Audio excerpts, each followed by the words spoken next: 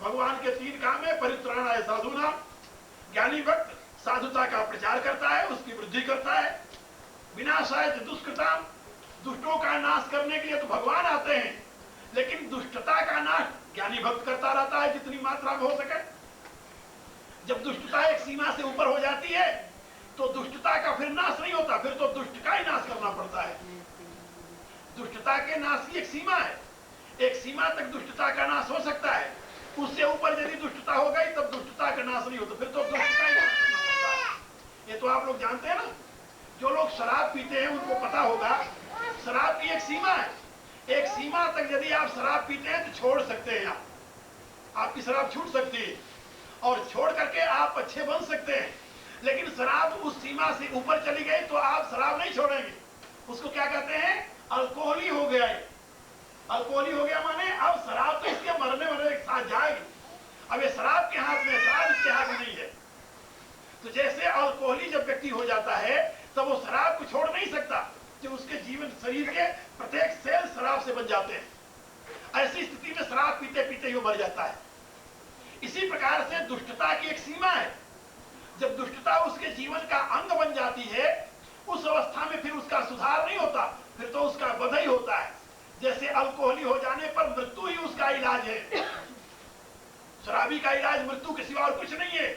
ऐसे दुष्टता की एक सीमा जब पार कर जाता है तो उसका वध ही उसका इलाज है, और उसका वध करने के लिए फिर संत नहीं करता, ज्ञानी नहीं करता, वो भगवान करते हैं, वो उसके विधान में, क्योंकि ज्ञानी किसी का वध नहीं कर सकता। ज्ञानी तो दुष्टता का नाश करेगा, दुष्ट का नाश करने को उसमें सामर्थ्य नहीं, वो कर भी नहीं सकता। वो कहता है मेरा काम नहीं है, ये भगवान तू जान तेरा काम, वो बाप के जिम्मे छोड़ देता है। तो इसी रूप से क्योंकि ज्ञानी भगवान के काम में अब सहयोगी हो रहा है, इसलिए भगवान कहते हो तो मेरी आत्मा, मेरे ज्ञानी तो आत्मा में, तो मुझे तो आत्मा के समान प्रिय। तो यहाँ पर यज्ञाद्भुत पर्जन्यो यज्ञ कर्म समुद्भव, तो यज्ञ जो है ये पर्जन्य का कारण है। वृष्टि जो है यज्ञ से होती है, और यज्ञ से वृष्टि होती है। और यज्ञ किससे होता है? यज्ञ तो कर्म से होता है। यज्ञ के लिए कर्म करना पड़ेगा, ज्ञान यज्ञ के लिए भी कर्म करना पड़ेगा। इस समय क्या हो रहा है? ये ज्ञान यज्ञ, सुनना भी कर्म है कि नहीं, और बोलना, ये दोनों ही कर्म है। और ये यज्ञ है, इसको ज्ञान यज्ञ कहा गया है। जिज्ञासु का हृदय कुंड है, और उसके कान जो है वो उसका कुंड का मुख है, उसमें जिज्ञासा जो है वही अग्नि है। आचार्य की वाणी जो है वो श्रुआ है, आचार्य के शब्द जो है वो आहुति है, बात समझे? और आचार्य स्वयं यजमान होता है। तो आचार्य स्वयं यजमान होकर के अपने शब्द रूपी आहुति को अपने जिह्वा रूपी श्रुआ के द्वारा शिष्य के कर्ण रूपी उस कुंड में समर्पित करता है, और शिष्य की जिज्ञासा रूपी अग्नि उसको हजम करती है, उसको यानी एसिमिलेट करती है, अपने आप में मिला लेती है, और जिससे एक दिव्य शक्ति रूपी यानी ज्ञानमयी शक्ति का आविष्कार होता है। ये यज्ञ का विधान है, इसको ज्ञान यज्ञ कहते हैं। और इस ज्ञान यज्ञ का कर्ता गुरु जो है वो भी कर्म में प्रवृत्त है, शिष्य जो है वो भी कर्म में प्रवृत्त है, दोनों कर्म में प्रवृत्त है। इसलिए यज्ञाद्भुत पर्जन्यो यज्ञ कर्म समुद्भव, यज्ञ की उत्पत्ति कर्म से होती है। और कर्म किससे होता है? कर्म भी किसी से होता होगा। कर्म स्वयं में कारण है या कार्य? क्या कहेंगे आप? यदि आपसे पूछा जाए कि कर्म जो है ये स्वयं में कारण है या कार्य है, क्या बताएंगे? कार्य, कारण नहीं। कर्म कारण नहीं बन सकता, क्योंकि कर्म तो भाव की अभिव्यक्ति है। तो कर्म में भाव कारण बोले नहीं, भाव भी कारण नहीं। भाव तो ज्ञान का यानी परिवर्तित रूप है। जिसका आपको ज्ञान नहीं उसके विषय में भावना होगी नहीं होगी, और जिसके विषय में भावना नहीं उसके लिए कर्म करोगे? कभी नहीं करोगे। तो इच्छानुसार कर्म होता है और ज्ञानानुसार इच्छा होती है। तो इसमें कारण कौन है? ज्ञान। ज्ञान ही कारण है। जैसा आपको ज्ञान होगा वैसे ही आप इच्छा करेंगे। जिस विषय का ज्ञान है उसी विषय की इच्छा होती है, जिस विषय का ज्ञान है उसकी इच्छा हो ही नहीं सकती, कभी कभी नहीं हो सकती। इसलिए ज्ञान इच्छा का जनक है और इच्छा कर्म की मां है। ऐसे आप समझ। इच्छा जो है वो कर्म की मां है। तो कर्म का जन्म इच्छा से, इच्छा का जन्म ज्ञान से होता है। इसलिए कर्म में ज्ञान ही कारण है। तो यहाँ पर भगवान कह रहे हैं कर्म ब्रह्मोद्भवम विद्धि। कर्म जो है ये ब्रह्म से उत्पन्न होता है। यहाँ ब्रह्म माने ज्ञान, ब्रह्म माने वेद। कर्म किससे उत्पन्न हुआ है? ज्ञान से। जहां ज्ञान नहीं वहां कर्म नहीं हो सकता। जहां ज्ञान नहीं वहां कर्म होता नहीं। क्रिया का नाम कर्म नहीं है, ये भी याद रखना। पशु को ज्ञान नहीं है। यदि पशु ने किसी को मार दिया तो क्या पशु के ऊपर मुकदमा चलेगा? क्या राय? पशु को फांसी होगी? नहीं होगी। क्यों? इसलिए पशु को ज्ञान नहीं है। कैसा ज्ञान? ज्ञान तो है उसे, खाने का ज्ञान है, पीने का ज्ञान है, संतान पैदा करने का ज्ञान है, सारा ज्ञान तो है पशु को। ये सारा ज्ञान है, लेकिन योजनाबद्ध कार्य करने का ज्ञान नहीं है। समझे? इच्छानुसार कर्म करने का ज्ञान नहीं है। तो ज्ञान न होने के नाते, इच्छानुसार कर्म करने का ज्ञान न होने के नाते पशु किसी भी कर्म के लिए जिम्मेदार नहीं होता। तो मैं आप लोगों को बता रहा था कि मनुष्य जिस कर्म के लिए जिम्मेदार है वह कर्म ज्ञान से होता है। उसमें ज्ञान ही कारण है। अच्छा, आपसे कोई असावधानी में काम हो जाए, कोई बुराई हो गई असावधानी में, तो आप दंड के भागी होंगे? कानून क्या कहता है? कानून कहता नहीं, बिल्कुल नहीं। आप असावधानी में आपसे काम हो गया, आप दंड के भागी नहीं हो सकते। फिर दंड के भागी तो तब होंगे आप जबकि आप सावधानी में नियतन वो कर्म किया हो, अन्यथा नहीं हो सकते।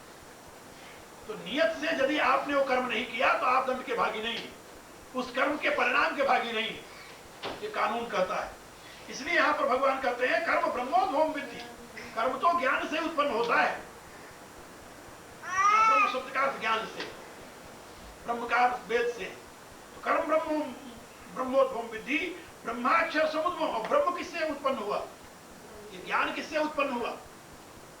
ब्रह्म भी किसी से उत्पन्न होता है? बोले हाँ। किससे होता है भाई? अक्षर से। ब्रह्माक्षर समुद्भवम। ये ब्रह्म जो है अक्षर से उत्पन्न हुआ। अक्षर माने आत्मा, अविनाशी, imperishable. Self is the cause of knowledge. Knowledge is the property of self. Spirit. Where there is spirit, there is knowledge. Where there is self, there is knowledge.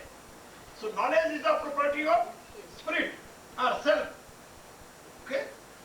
And that knowledge is the cause of action. And action is the cause of yajna. And yajna is the cause of parjanya. Parjanya is the cause of anna, food. And food is the cause of your life. वाह, हमारे गीता भगवान की बात। यानी एक एक बात इस ढंग से, कितनी साइंटिफिक बात। आप इसको किसी ढंग से चाहे हैं कि इसको हम उलझा दे इधर उधर, जीवन की इतनी सुंदर रूपरेखा खींच करके आपके सामने रख देती है कि आप इसको देखते रहें और आनंद में मग्न हो जाए। गीता कहती है तुम्हारे कर्म का जिम्मेदार तुम्हारा ज्ञान है, और तुम्हारे ज्ञान का जिम्मेदार कौन है? तुम्हारी आत्मा। ब्रह्माक्षर समुद्भव। उपनिषद में एक मंत्र है, यह सर्वज्ञ यस्य ज्ञानमयं तपः, यह सर्वज्ञ सर्वविद यस्य ज्ञानमयं तपः तस्मात् एतत् ब्रह्म नाम रूपम अन्नम च जायते। ये मुंडकोपनिषद का मंत्र है, जिसमें बताया गया कि जो सर्वज्ञ है, यह सर्वज्ञ सर्वविद, जो सर्वज्ञ है और सबको जानने वाला है, यस्य ज्ञानमयं तपः, जिसका तप, जिसका चिंतन ज्ञानमय है, उस परमात्मा से, तस्मात् एतत् ब्रह्म, उस परमात्मा से ही ये ब्रह्म ज्ञान उत्पन्न हुआ है। तस्मात् एतत् ब्रह्म नाम रूप, उस परमात्मा से ही ये ज्ञान उत्पन्न हुआ है, उस परमात्मा से ही नाम उत्पन्न हुआ, उस परमात्मा से रूप उत्पन्न हुआ है। ये सारा परमात्मा से उत्पन्न हुआ। पहले कौन उत्पन्न हुआ? पहले ब्रह्म, पहले ज्ञान उत्पन्न हुआ, फिर ज्ञान ने नाम दिया। नाम किसका दिया? रूप का दिया, और नाम रूप से ही जगत बन गया। दुनिया का नाम रूप मिटा दो आप, क्या जगत होगा? कुछ होगा जगत? कुछ नहीं होगा। Only energy, nameless, formless, colourless, weightless, countless, limitless energy, nothing है। But name and form, these two are base of universe. If you will root to these both, name and form, then there will be no universe, nothing. No relation, no attachment, no activities, nothing. इसलिए नाम और रूप का आधार कौन है? ज्ञान, ब्रह्म। वहां पर वेद में भी ज्ञान के लिए ब्रह्म शब्द का प्रयोग है। गीता में और जगह 6ठे अध्याय में भी शब्द के लिए ब्रह्म शब्द का प्रयोग है। ज्ञान के शब्द ब्रह्मादिवर्त से, यहाँ पर ब्रह्म शब्द का अभिप्राय ज्ञान से है। कुछ महापुरुषों ने इस ब्रह्म शब्द का अर्थ वेद किया है। वेद भी ज्ञान के ही नाते है, वेद ज्ञान का कोश है, इसलिए उसे वेद कहते हैं। वेद माने ज्ञान। तो यहाँ कर्म ब्रह्मोद्भव विधि, कर्म किससे उत्पन्न होता है? ब्रह्म से, ज्ञान से। और ब्रह्माक्षर समुद्भव, ब्रह्म जो है अक्षर से उत्पन्न हुआ है। ज्ञान जो है वो आत्मा की अभिव्यक्ति, आत्मा का प्रकाश है। इसलिए और वही आत्मा जो है, अक्षर जो है वही ब्रह्म है। 8वें अध्याय गीता में भगवान ने बताया अक्षरम ब्रह्म परमम। उस अक्षर को परम ब्रह्म कहा गया। अक्षरम ब्रह्म परमम स्वभावो अध्यात्म उच्यते। ब्रह्म जो है वो परम अक्षर है। परम अक्षर जो है वही ब्रह्म है, अथवा अक्षर ही परम ब्रह्म है। जो अक्षर है, अक्षर माने इम्पेरिशेबल, अविनाशी, unchangeable, imperishable, beyond destruction, eternal, perpetual, that is called akshara. But that very eternal soul or eternal spirit is the cause of knowledge. So, तस्मात् सर्वगतम ब्रह्म नित्यम यज्ञ प्रतिष्ठितम। इसलिए सर्वगतम ब्रह्म, और परवेसिव ब्रह्म और pervasive spirit always is living in every yajna. तस्मात् सर्वगतम ब्रह्म, भगवान कहते इसलिए सर्वगत जो ब्रह्म है, सर्वव्यापी ब्रह्म है, वह ब्रह्म यज्ञ में सदैव निवास करता है। ब्रह्म का निवास कहाँ है? यज्ञ। इसीलिए उसे यज्ञ पुरुष कहते हैं। अधियज्ञो हमें वास्मि देहेस्मिन्। भगवान गीता के 8वें अध्याय में बता रहे कि शरीर में अधियज्ञ मैं हूं। भगवान का एक अधियज्ञ नाम है।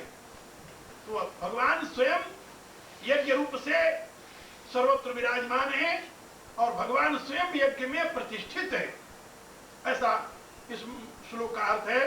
तस्मात् सर्वगतम ब्रह्म नित्यम यज्ञ प्रतिष्ठितम। इसलिए सर्वव्यापी यज्ञ जो है, सर्वव्यापी ब्रह्म जो है, वह यज्ञ में नित्य प्रतिष्ठित है। किस रूप में प्रतिष्ठित है? कारण रूप में। ये तो आप लोग जानते हो ना कि affect is nothing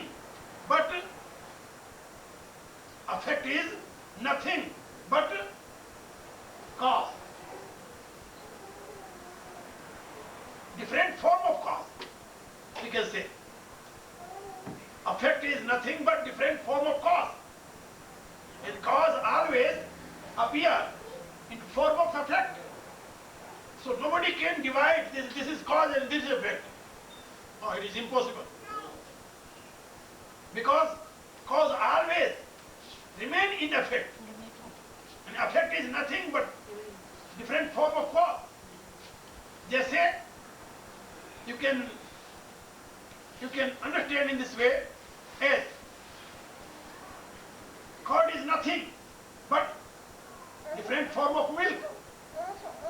Yogurt is nothing, different form of milk. Milk changed into form of yogurt. In the same way, pot is nothing but different form of clay. House is nothing but different form of wood and clay. So if you want to remove clay, you can't find pot. If you want to remove milk, you can't find yogurt. If you want to remove metal, you can't find anything. Because that is cause. Cause always remain in effect. Effect is nothing but different form of cause. Change form of cause. In the same way, Lord stated here that this universe is nothing but different form of Brahma. नित्यम यज्ञ प्रतिष्ठितम तस्मात् सर्वगतम ब्रह्म नित्यम यज्ञ प्रतिष्ठितम. इसलिए सर्वगत सर्वव्यापी ब्रह्म नित्य प्रति यज्ञ में प्रतिष्ठित है. यानी कारण हमेशा कार्य में प्रतिष्ठित हुआ करता है. फिर इस क्रम को समझ लो. अन्न से जीवन की उत्पत्ति है, बादल से वृष्टि से अन्न की उत्पत्ति है, यज्ञ से वृष्टि की उत्पत्ति है, कर्म से यज्ञ की उत्पत्ति है, ज्ञान से कर्म की उत्पत्ति है और आत्मा से ज्ञान की उत्पत्ति है. तो समझ गए? इसलिए सर्वव्यापी आत्मा हर एक प्रकार के यज्ञ में प्रतिष्ठित रहता है, हर एक प्रकार के कर्म में प्रतिष्ठित होता है. यह गीता का सिद्धांत है. जब आत्मा सबका कारण है और वही सर्व रूप से प्रतिष्ठित है, फिर उसमें बंधन के लिए स्थान कहाँ है?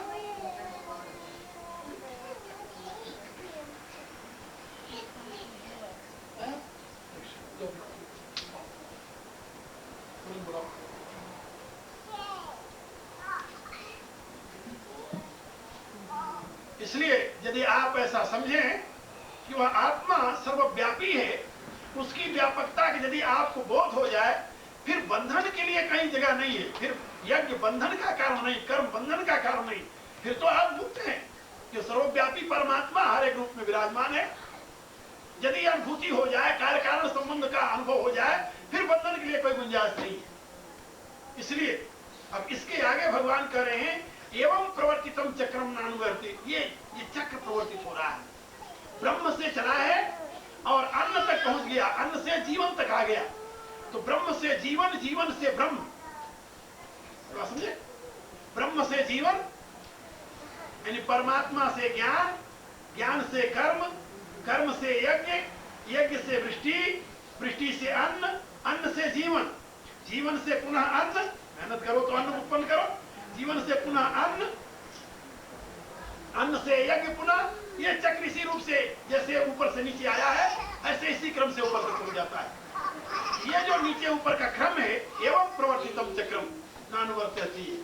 भगवान कहते हैं इस प्रकार से जो चक्र चल रहा है, यदि इस चक्र का कोई अनुवर्तन नहीं करता, कोई इस चक्र में विघ्न डालना चाहता है या इसको चेक करना चाहता है, कोई इसमें हिंड्रेंस क्रिएट करना चाहता है, तो भगवान कहते हैं कि वो अघायु है.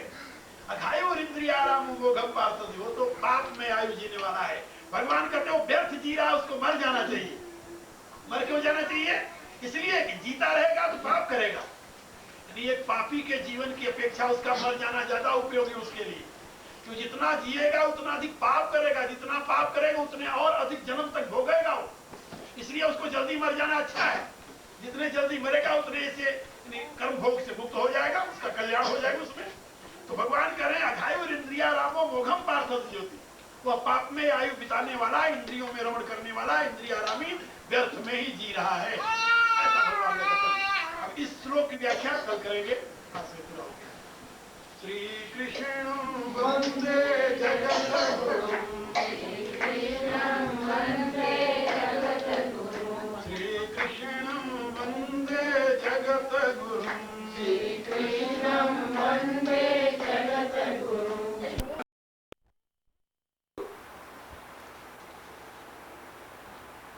मानव मात्र के लिए जीवन के सर्वतोमुखी विकास की सुंदर विधा का नाम है. फिर से समझ लीजिए. कर्म योग मात्र के सर्वतोमुखी विकास की सुंदर विधा का नाम है। जो लोग जीवन को विकसित और पूर्ण बनाना चाहते हो, उन्हें इस योग का अनुष्ठान करना चाहिए, इस योग को अपने जीवन में प्रतिष्ठित करना चाहिए। भगवान कहते हैं कि एवं प्रवर्तितम चक्रम न अनुवर्तति अघायुरिन्द्रियारामो मोघम पार्थ सजीवति। एवं प्रवर्तितम चक्रम, इस प्रकार से प्रवर्तित, किसके द्वारा प्रवर्तित? परमात्मा के द्वारा प्रवर्तित। प्रवर्तित माने चलाया हुआ। इस प्रकार से चलाए हुए चक्र को, प्रवर्तित माने चलाया हुआ, परमात्मा के द्वारा इस प्रकार से चलाए हुए चक्र को एवं प्रवर्तितम चक्रम न अनुवर्तयति, यह इस संसार में जो व्यक्ति इसका अनुकरण नहीं करता, यानी परमात्मा के द्वारा चलाए हुए इस यज्ञ चक्र को, कौन सा चक्र? यज्ञ चक्र, यज्ञात्मक चक्र को इस संसार में जो व्यक्ति अनुकरण नहीं करता अथवा उसके अनुसार नहीं चलता, भगवान कहते हैं अघायुर इंद्रियाराम मोघम पार्थ सजीवति। वह अघायु है, इंद्रियारामी है और इस दुनिया में व्यर्थ में ही जी रहा है, यानी उसके जीने की अपेक्षा उसका मर जाना अच्छा है।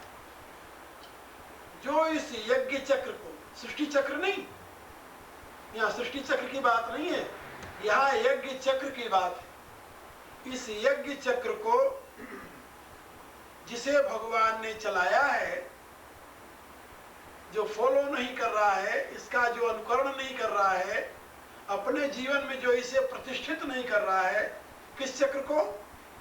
यज्ञ चक्र माने जो कुछ मिला है उसको दूसरे के हित में समर्पण, ये यज्ञ का विधान जैसा मैंने बताया, और उससे बचे हुए का उपभोग, जो मिला है उसका लोक हित में समर्पण करते हुए उससे बचे हुए का उपभोग जो नहीं करता, वो पाप में आयु बिताने वाला, इस संसार में इंद्रियारामी, इंद्रियारामी माने इंद्रियों में रमण करने वाला। अच्छा, यहाँ पर एक बात और समझने में की है कि इस यज्ञात्मक चक्र का मनुष्य उल्लंघन क्यों करता है, क्यों नहीं इसका अनुकरण करता? तो भगवान कह रहे हैं इस नाते नहीं करता है कोई इंद्रियारामी।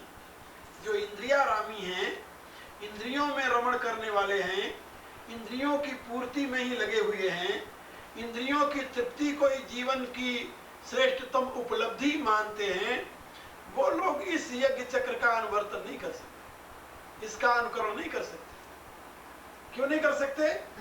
इसलिए कि उनको इंद्रियों से फुर्सत नहीं मिलती, क्योंकि इंद्रियों की पूर्ति तो अग्नि की तृप्ति के समान है, जैसा कि भगवान ने कहा, आगे इसी प्रसंग में आएगा। ये इंद्रियों की पूर्ति जो है ये अग्नि के तृप्ति के समान है। तो जैसे अग्नि की कभी तृप्ति नहीं होती, ऐसे इंद्रियों की कभी पूर्ति नहीं होती।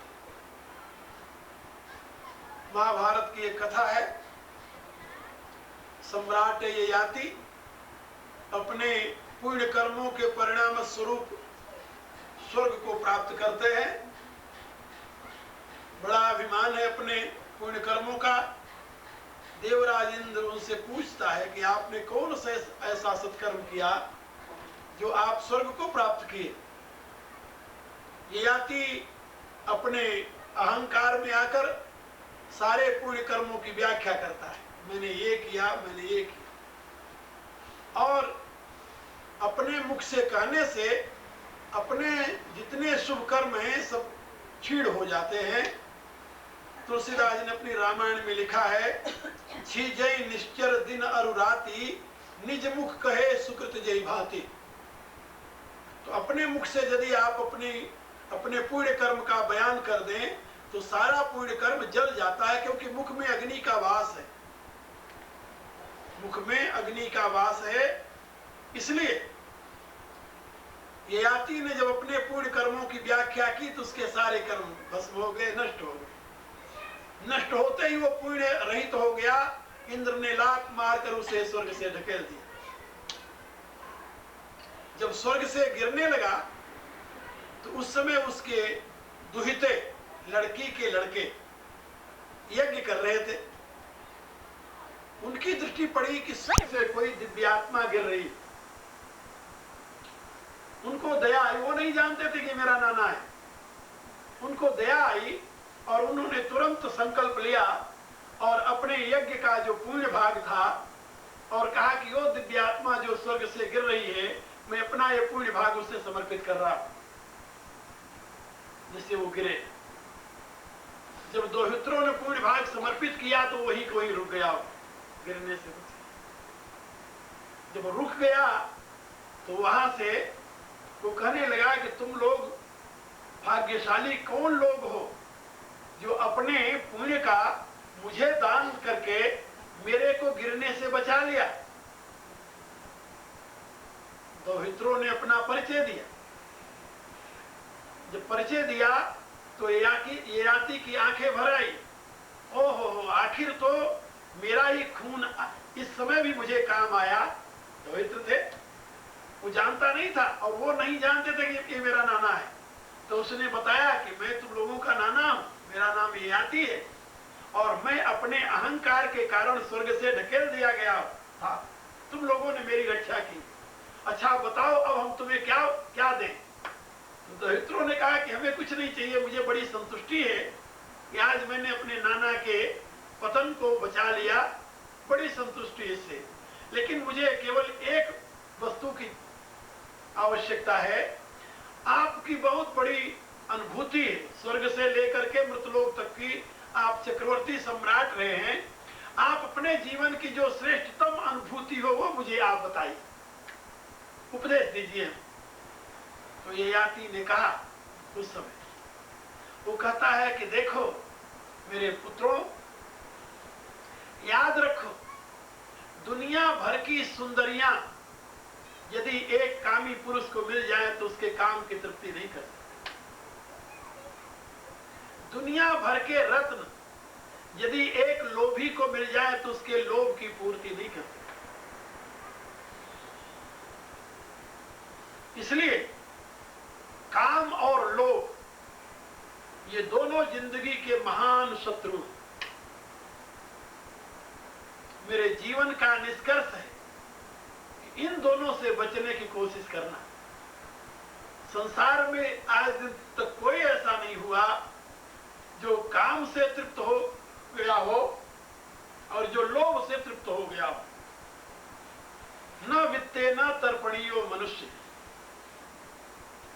वित्त से कोई मनुष्य कभी तृप्त नहीं हुआ। और तुलसीदास जी ने काम के विषय में लिखा है, बुझई न काम अगिन तुलसी कहु विषय भोग रस घीते। जैसे घी डालने से अग्नि नहीं बुझती बल्कि अग्नि और प्रज्वलित होती है, इसी रूप से विषय सेवन से काम नहीं शांत होता बल्कि वो और प्रबल होता है। तुलसीदास जी ने रामायण में लिखा है, सेवत विषय विवर्ध जिम नित नित नूतन मार। तो ययाति की ये सीख है।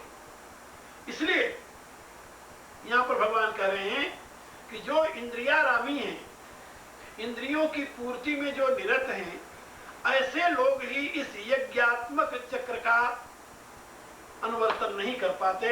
ऐसे लोग ही इस यज्ञ चक्र से अलग हो जाते हैं। और वो जो इंद्रियारामी लोग हैं वो कौन है? तो भगवान कहते हैं कि वो तो अघायु हैं।